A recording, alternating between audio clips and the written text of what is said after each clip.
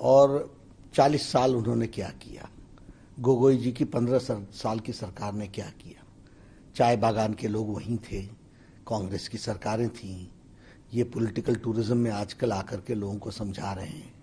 इनको मालूम है कि चाय बागीचार दान पुरस्कार का कार्यक्रम लिया गया और 8,000 रुपये के हिसाब से 8 लाख हमारे चाय बागान के बागीचों के वर्कर्स के लिए हम लोगों ने देने का काम किया।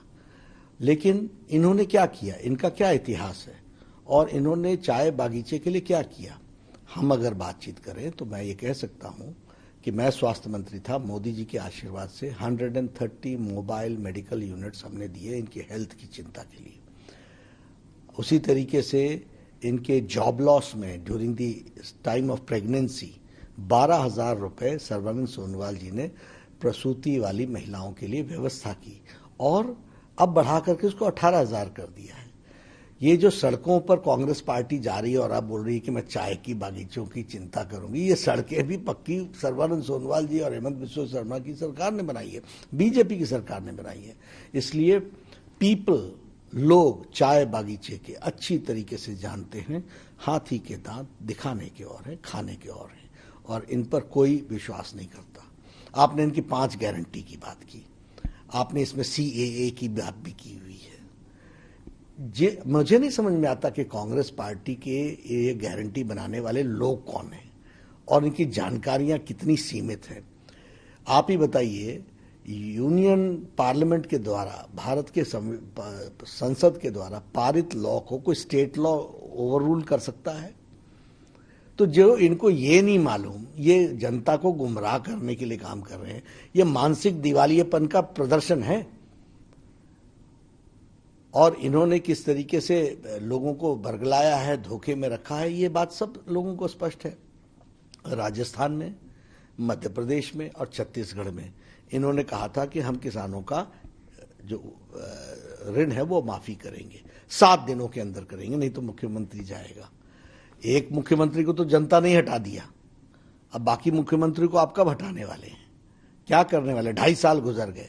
इसलिए झूठ का पुलिंदा का नाम कांग्रेस पार्टी है और कोई इनको विश्वास नहीं करता। एक बात की मैं गारंटी, इन्होंने 3G कहा है, गारंटी, एक गारंटी मैं जरूर देता हूं कि कांग्रेस पार्टी जहां भी जाएगी घोटाला करेगी। ये घोटाला की गारंटी हो सकती है, बाकी कोई गारंटी नहीं है। ये लोक सेवा नाम का इनको सेवा का स भी नहीं टच करता है। लोक सेवा की तो बात ही भूल जाए, यही इनका इतिहास रहा है। इतना हल्का उद्देश्य विहीन प्रोजेक्शन ये देते हैं कि कांग्रेस पार्टी के मानसिक दिवालियेपन की कहानी कहता है। केरल में CPM के साथ लड़ रहे हो, के खिलाफ लड़ रहे हो, बंगाल में साथ लड़ रहे हो, असम में साथ लड़ रहे हो। क्या है आपका सोच? कम्युनलिज्म की बात कर लीजिए, सांप्रदायिकता की। मुस्लिम के साथ केरल में मिलके चल रहे हो, अब्बास के साथ बंगाल में मिलके चल रहे हो, और यहाँ बदरुद्दीन के साथ मिलकर के चुनाव लड़ रहे हो और कहते हो हम कम्युनल हैं। मतलब कम्युनलिज्म आप फैलाओ, सांप्रदायिक पार्टियों के साथ आप समझौता करो, उनके साथ मिलकर के चलने का आप तय करो, डिविजिव फोर्सेस को प्रश्रय आप दो और फिर कहो कि हम बड़े पाक हैं। तो ये कांग्रेस का इतिहास है और असम की जनता अच्छी तरीके से इनको सबक से न खाने के लिए आतुर रही है। 2 चरणों में कर दिया, तीसरे चरण में एक तरफा करेंगे। सर, आपने बदरुद्दीन की बात की और कल्चर को आप लोगों ने अपने एजेंडे में सबसे ऊपर रखा है और जहां भी आप जाएं, आप पार्टी के तमाम बड़े नेता आसाम के कल्चर को बनाए रखने और बचाए रखने की बात करते हैं, लेकिन राहुल गांधी वही कहते हैं कि आसाम के कल्चर का एक पार्ट बदरुद्दीन अजमल भी है। आप इसको कैसे देखते हैं? हाँ, ठीक है। ये फिर मैं कहूँगा राहुल गांधी जी की जानकारियाँ बहुत सीमित हैं और राहुल गांधी जी को असम की संस्कृति का ज्ञान थोड़ा कम है। अभी परसों ही ना गमछा फेंका था, यही गमछा परसों ही फेंका था ना, तो वो पहचान है असम की? या असम की पहचान हमारे महापुरुष श्रीमंत शंकर देव हैं, हमारे गोपीनाथ बोरदोलोई हैं, हमारे भूपेन हजारिका हैं। ये असम की पहचान है, असम की संस्कृति की पहचान है, असम की भाषा की पहचान है, असम के लोगों का पहचान ये लोग हैं। लेकिन हाँ, अवसरवादी राजनीति करने वाले लोग और डूबते को तिनका का ही सहारा काफी होता है, तो ऐसे लोग अब बदरुद्दीन को ही पकड़ करके चलेंगे। तो ये डूबती हुई नावें हैं, डूबते हुए तैराक हैं, और डूबते हुए तैराक अब बदरुद्दीन का सहारा लेना चाहते हैं। सर, इस पूरे चुनाव में असम में, हालांकि अब आखिरी फेज, क्या क्या खास मुद्दे रहे आपकी नज़र में? क्योंकि बहुत सारे मुद्दे रहे, लेकिन आपकी नज़र में क्या खास मुद्दे थे जिसकी? नहीं, देखिए, हम चुनाव 3 बातों के आधार पर लड़े। एक तो सुरक्षा, दूसरा समृद्धि, और तीसरा संस्कृति की रक्षा। अगर मैं संस्कृति की रक्षा करने की बात करूं तो हम ये गौरव के साथ कह सकते हैं कि गोपीनाथ बोरदोलई जो असम की पहचान थी, इसको अटल बिहारी वाजपेयी जी ने इनको भारत रत्न देकर असम के गौरव को भी बढ़ाया और असम की संस्कृति को एक स्थापित स्थान भी दिया। अगर मैं कहूं, आदरणीय नरेंद्र मोदी जी भारत के प्रधानमंत्री, उन्होंने भूपेंद्र हजारिका को, कांग्रेस के भी टाइम वो थे, कांग्रेस के बाद भी वो उनके जीवन लीला समाप्त होने के बाद भी कांग्रेस को अवसर मिला, लेकिन भूपेंद्र हजारिका की याद नहीं आई। भारत रत्न देने का काम किया तो नरेंद्र मोदी जी ने किया है। ये नामघर हैं, क्या जर्जर हालत में पहुंच गए। ये क्षत्राज है, इनकी जमीनों को हड़प गए, और आपका 15 साल का गोगोई राज, आपने कभी उसकी चिंता नहीं की। आज हम 2.5 लाख रुपए प्रति नामघर को देकर के उनकी संस्कृति की रक्षा कर रहे हैं, कीर्तन घर बना रहे हैं, पूजा घर बना रहे हैं, और उनकी इज्जत, उनकी सांस्कृतिक धरोहर को संभालने का काम भारतीय जनता पार्टी ने किया। क्षत्राज के जो जमीन थी क्षत्र की, वो क्षत्रा की जमीन जो हड़प रहे थे लोग, इलीगल तरीके से हड़प रहे थे, कोई पूछने वाला नहीं था, एक तरीके से दादागिरी चल रही थी, उसको वापस दिलाने का काम भारतीय जनता पार्टी के सरकार ने किया है। सर्बानंद सोनोवाल जी की, हेमंत बिस्वा शर्मा जी, लोगों ने मिलकर के किया है, ये बताता है। तो हमने संस्कृति की रक्षा की दृष्टि से जो भी हम प्रयास कर सकते हैं वो हमने किया है। भाषा का संरक्षण करना हो, भारतीय जनता पार्टी आगे।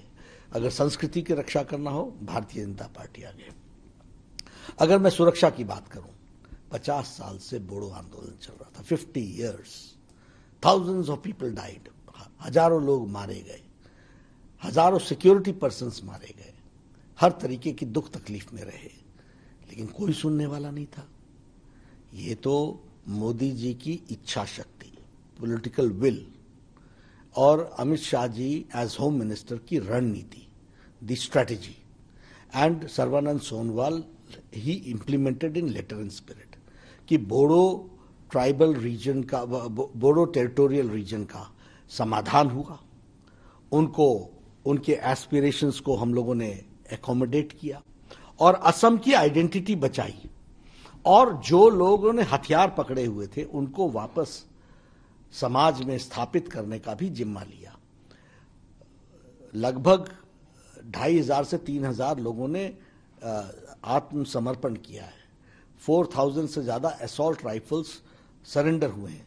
अब आप समझ सकते हैं कि असम जैसे प्रदेश में 4,000 असॉल्ट राइफल्स का सरेंडर होने का अर्थ क्या बनता है। उसी तरीके से 4,000 असॉल्ट राइफल्स के उसके साथ साथ ये हमारे जो सरेंडर किए हुए लोग थे उनको 4 लाख रुपए प्रति व्यक्ति वन टाइम सेटलमेंट के लिए दिया गया, और साथ ही साथ 4 लाख के साथ साथ 6,000 रुपीज पर मंथ 3 साल तक उनके रिहेबिलिटेशन की व्यवस्था की गई। 1,500 crore rupees have to be spent on Bodoland resettlement, और उनके टेरिटोरियल रीजन के डेवलपमेंट के लिए हम लोग लगाने वाले हैं। तो बोडो सेटलमेंट किया, शांति लाई, असम की अस्मिता को बचाया। ये जो बॉर्डर थे ये डिस्टर्ब थे, बॉर्डर के साथ साथ ये इसको भी लैंड स्वैप करके उसको भी हम लोगों ने स्ट्रेंथन किया। इसकी सैटेलाइट से हमने, डिजिटल वर्ल्ड से बॉर्डर को हमने ज़्यादा कंट्रोल करने का प्रयास किया। हमारी पैरामिलिट्री फोर्सेस को ज़्यादा से ज़्यादा लोगों को यहाँ पर लगाया ताकि बॉर्डर ठीक से सुरक्षित हो सके। कांग्रेस के ज़माने में यही बॉर्डर खुला हुआ था, यही उनके राजनीतिक, जिसको मैं कहूंगा कि राजनीति की दृष्टि से उनको लाइफ देने का काम ये बॉर्डर की जो खुला बॉर्डर था वो दे रहा था। आज बॉर्डर सील हुआ है। उसी तरीके से मैं अगर समृद्धि की बात करूं तो बोगोबील ब्रिज की बात ले लीजिए। लटकाना, अटकाना, भटकाना यही काम था, मोदी जी ने उसको पूरा करके दिया। यहां a prime minister Modi ji has come 35 times Assam में। कभी मनमोहन सिंह जी 10 साल में 10 बार नहीं आए। गैस के रॉयल्टी देने का काम मोदी जी ने किया, 8,000 करोड़ रुपए। ये मनमोहन सिंह क्यों नहीं कर पाए? इंफ्रास्ट्रक्चर, रोड, 2 लेन, 4 लेन, 6 लेन, ये काम किसने पकड़ा? मोदी जी ने पकड़ा। हर एक तरीके से हाईवेज बनाने का काम, ब्रिजेस बनाने का काम, ये सारे का सारा काम मोदी जी के नेतृत्व में हो रहा है। All India institute of medical sciences यहां आ रहा है, चांगशारी में बन रहा है। More than 1100 crore rupees are being spent. उसी तरीके 750 बेड्स का। उसके अलावा यहाँ पर गुवाहाटी में एक अलग से हॉस्पिटल बन रहा है। उसके अलावा मैंने हमारे स्वास्थ्य मंत्री के रहते हुए प्रधानमंत्री मोदी जी के आशीर्वाद से यहाँ सुपर स्पेशलिटी ब्लॉक दिया गया। 6 medical colleges have been given to Assam in last 5 years. 6 super specialty blocks have been given in last 5 years to Assam. तो एक विकास की एक नई बहार, एक नया रास्ता असम के विकास के लिए खोला गया है। तो इसलिए सुरक्षा, संस्कृति की रक्षा और समृद्धि ये लाने का विचार। चाय बागान के बारे में मैंने आपको बताया ही, उनकी मेन स्ट्रीमिंग हुई है। तो ये हमारे मुद्दे हैं और इन मुद्दों को लेकर के हम चल रहे हैं। और साथ ही साथ हम कहेंगे, मैं बहुत स्पष्ट शब्दों में कहना चाहता हूं, मुझे अभी पूरे आंकड़े ठीक से याद नहीं है, लेकिन अप्रॉक्सीमेटली 59 लाख टॉयलेट्स बने हैं स्वच्छ भारत अभियान के तहत। तो हमने तो किसी का धर्म नहीं पूछा, मोदी जी ने तो किसी का धर्म नहीं पूछा। सबका साथ, सबका विकास, सबका विश्वास। 36 लाख के आसपास गैस सिलेंडर के कनेक्शंस दिए हैं। हमने तो किसी से धर्म नहीं पूछा। सबको साथ, सबका विकास, सबका विश्वास। इसलिए समाज के सभी वर्गों का, जो गरीब है बेचारा, ये आयुष्मान भारत कौन लोग आते हैं? रेडी वाला, फेड़ी वाला, रिक्शा वाला, ऑटो रिक्शा वाला, मेड सर्वेंट, रैग पिकर्स, ये गरीब लोग हैं। ये किसी भी धर्म के हों। 50 करोड़ लोगों को 5 लाख रुपए का हेल्थ कवरेज देने की बातचीत की है। यहां लगभग 1,48,00,000 लोगों ने इसका लाभ उठा लिया है और लगभग मेरे ख्याल से 3 करोड़ लोग हैं जो असम के इसमें पात्र हैं। 3+ करोड़ लोग आयुष्मान भारत के।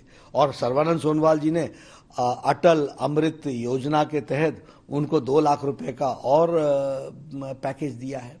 तो स्वास्थ्य के दृष्टि से ये चिंताएं हुई हैं और विकास हमारा बहुत बड़ा मुद्दा रहा है। गरीबों की चिंता करना हमारा मुद्दा रहा है, उसमें हम आगे बढ़े। सुरक्षा, समृद्धि और संस्कृति, इस नारे के साथ क्या लगता है चुनाव में बीजेपी प्लस 100+ का जो नारा है उसको अचीव कर? बिल्कुल करेंगे। और ये जो सुरक्षा, समृद्धि और संस्कृति की बात हमने कही है, ये यही लोगों के खतरे में थी। मैंने कहा आपको कि बोडो समझौते के बाद शांति प्रिय आसाम हो गया। उसी तरीके से बॉर्डर्स के जो झगड़े थे और बॉर्डर्स के में जो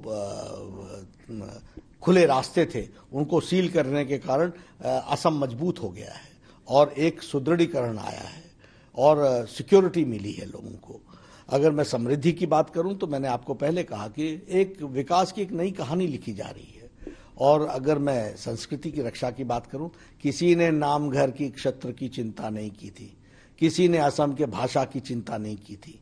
और यहां पर जो लोग असम की अस्मिता और असम की पहचान को से गौरवान्वित महसूस करते थे, उसके साथ उसको बेइज्जती करने वालों को सर पर चढ़ाने का काम कांग्रेस पार्टी ने किया है और उनको असम की जनता सबक सिखा रही है। सर, आप पश्चिम बंगाल चलते हैं, वहाँ आप सभाएं की हैं, जीत के प्रति कितनी उम्मीद आपको दिखती है पश्चिम बंगाल में?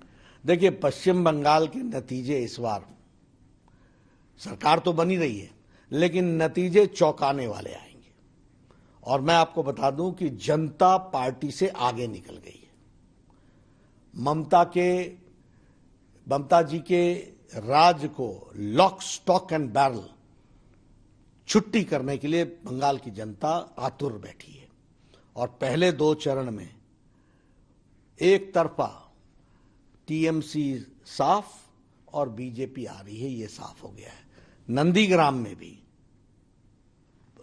स्पष्ट रूप में भारतीय जनता पार्टी की जीत निश्चित है। ऐसी भी खबर है कि वो शायद दूसरा सीट भी तलाश रही है, उस पर कुछ ये उनकी रणनीति है, वो जाने, लेकिन हमारे पास तो सूचनाएं हैं कि वो तलाश कर रही हैं। ये उनके ही लोगों ने मुझे सूचित किया है, ये उन्हीं के लोग बता रहे हैं, उनके घर के लोग बता रहे हैं। तो ये वो जाने, मैं उसकी कोई गारंटी नहीं लेता हूं, लेकिन हाँ, नंदीग्राम वो हार रही हैं, ये तय है। सर, साउथ इंडिया की बात करें, वहां चूंकि पार्ट नहीं करते थे, लेकिन इस बार आप हो या तमाम बड़े नेता लगातार साउथ इंडिया में मेहनत करें, क्या कुछ जमीन पिछले 5 सालों में वहां तैयार हुई है जिस पर भाजपा की फसल उग सकती है? देखिए, भारतीय जनता पार्टी ने मोदी जी के नेतृत्व में और उसके बाद अमित शाह जी ने उसकी योजना बनाई, जिसको हम सब लोग मिलकर के आगे बढ़ा रहे हैं। वो सारे भारत में भारतीय जनता पार्टी का कमल खिलना चाहिए, इसलिए साउथ हम छोड़ दें संभव नहीं है। इसलिए साउथ में भी हम लोगों ने जोर लगाया है और हमको तमिलनाडु में एआईडीएमके के साथ हम सरकार बनाएंगे। पुडुचेरी में हम एनडीए की सरकार बना रहे हैं बड़े स्पष्ट शब्दों में, और केरला में भी हम एक शक्ति के रूप में उभरने वाले हैं, और इसके लिए हम पूरी ताकत लगा रहे हैं। और मोदी जी के प्रति लोगों की बहुत बड़ी आस्था है। तमिलनाडु में the most popular leader accepted is Narendra Modi ji. Puducherry में it is Modi ji. The popularity of Modi ji in Kerala is maximum, nobody stands. तो हम इसका सदुपयोग भी करेंगे, और निश्चित रूप से इसका मतलब कि मोदी जी की पॉपुलैरिटी से हमको ये समझ में आता है कि उनके नीतियों के प्रति उन्होंने हामी भरी है।